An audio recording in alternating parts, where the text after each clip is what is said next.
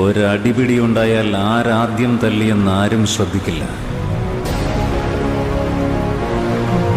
അടികൊണ്ട് ആരാണ് അവിടെ ആദ്യം വീണതെന്ന് എല്ലാവരും ശ്രദ്ധിക്കൂ.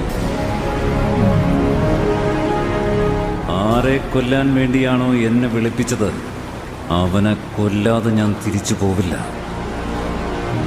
ആ സ്ഥലം ഏതാണെങ്കിലും എവിടെയാണെങ്കിലും അവിടെ പോയി ഞാൻ കൊല്ലും.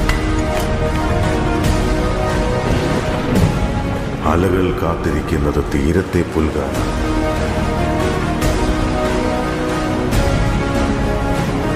സൂര്യൻ കാത്തിരിക്കുന്നത് ആഴിയിൽ അസ്തമിക്കാനാണ്.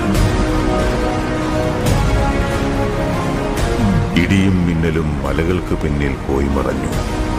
എന്നെങ്കിലും തിരിച്ചു വരാനായി. വിധി പോലും വിറച്ചുപോയി.